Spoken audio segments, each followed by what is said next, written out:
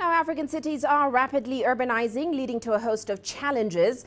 Existing systems are being challenged to rethink and re-engineer the way they work in order to leapfrog solutions. Now, it's a space Uber is daring to lead.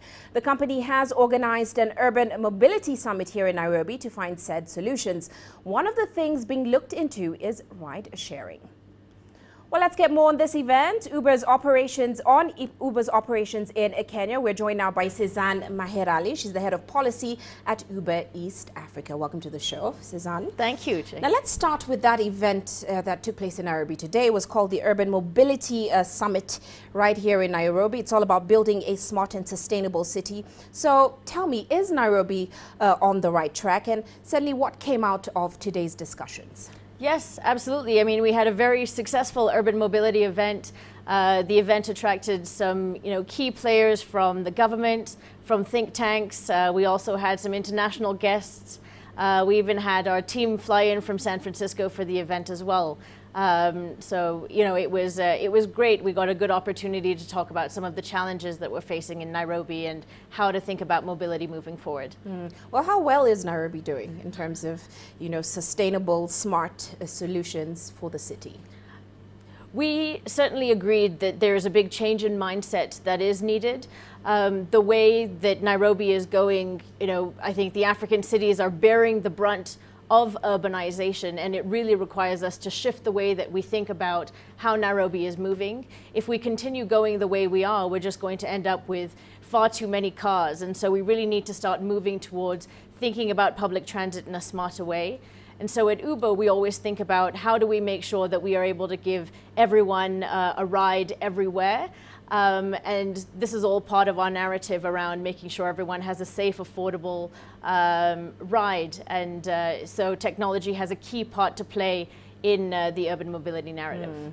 Now let's talk a little bit about your operations here in Kenya. We know Kenya is one of your second biggest market in Africa. Give us an update on the growth of the business here. I know it's been around for about 4 years now. Yeah, so we've been in Africa for 4 years, but in Nairobi for only 2.5. And we've seen some amazing success in Nairobi. We have over 5,000 active drivers on the platform. In Nairobi, actually, we have 363,000 active riders that are using the app every month. So we're very popular. And, even in Uganda and in Tanzania, we've also seen some substantial growth. We have 1,000 drivers in each of those markets. In Uganda, we have 48,000 unique riders every month and 53,000 in Tanzania. And we're always looking for new ways in order to improve the ways that drivers can earn. So as recently as last week, we actually announced a big partnership with Stanbic Bank where we're enabling drivers to be able to apply for loans at 100% financing if they have a rating of 4.66. So this is great new innovations in financing that we're able to bring to the drivers here locally. Now, the reality about Kenya's market is the fact that ride-hailing apps are picking up in the country now. You guys have more competitors coming in, such as Taxify, Safaricom's coming in with a little taxi, or little cab rather. Now, how exactly is Uber navigating this increasingly competitive market? We love competition. We think it's great. It keeps everyone on their toes.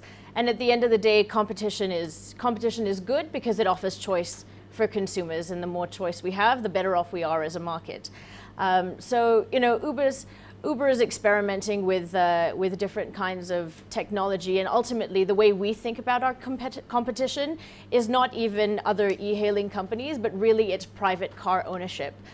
Even in the Urban Mobility Summit, we were talking about how there are many cars in the world, but actually it's not even the car itself that's the issue with causing congestion and so on. It's the way cars are used.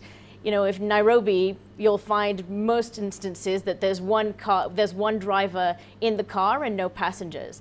And so through our technology, we're experimenting with this very successfully in San Francisco and a number of other leading cities, we've introduced Uber Pool, where we're actually able to match two riders that are taking a ride from relatively the same location and going in the same direction. So instead of having two rides occurring simultaneously, we're able to match them into one ride. So you get more butts and seats, and that's really what the game changer is, to having people sharing rides and ultimately getting cars off the road. Well, I wish we could chat more, but that's all we have time for. Thank you so much for joining us in the studio. Of course, that's Cezanne Maherali, Head of Policy at Uber East Africa.